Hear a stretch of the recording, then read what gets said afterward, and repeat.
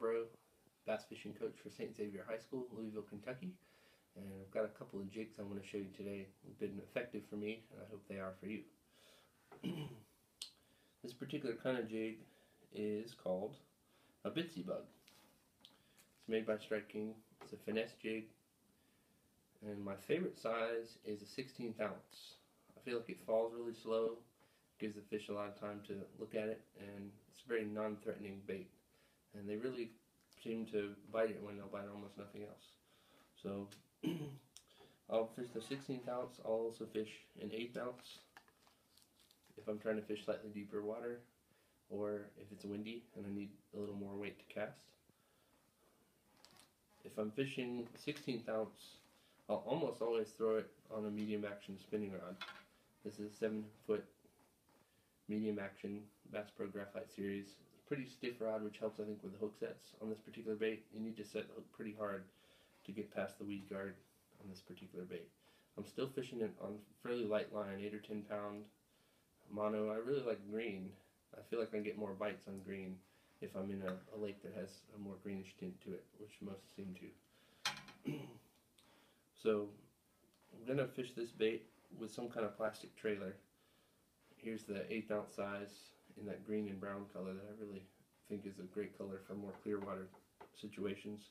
I'll also fish a black and blue in dirtier water situations, or just as an experiment to see if they're preferring that on a given day.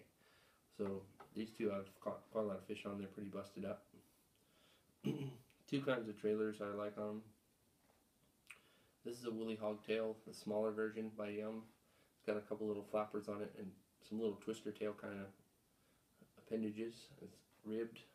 You can see that. It's got little ribs on it that hold scent, and I feel like it's also got a nice little texture when they pick it up.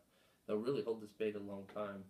Typically you're fishing along, you'll either feel a nice solid thump or you'll see your line moving off to one side or another. Really imperative when you're fishing this kind of bait, any kind of jig or a Texas rig, are these kind of things that you're watching your line and you're trying to detect if you see the line jump or if you see it moving to the left or the right. You set the hook. This is a different kind of trailer.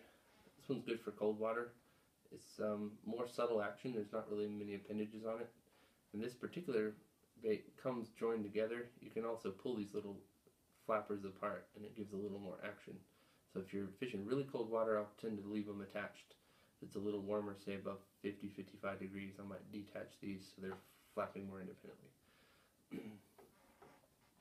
So a couple of colors I really like, as I mentioned already. Black and blue is a standard with many jig fishermen. Greenish brownish colors are great for crawfish imitation almost everywhere.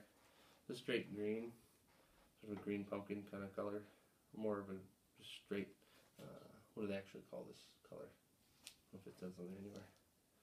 Anyway, it's a good one. I'll fish it with a small finesse worm sometimes. I'll fish this with like a 4-inch zoom dead ringer kind of worm.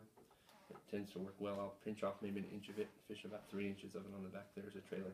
That can be a good one. And a couple other colors. This is kind of a reddish brown color. I think it's going to be good. So bitsy bugs are good. Any kind of small finesse jigs. A lot of different jigs on the market. These are ones that have worked well for me.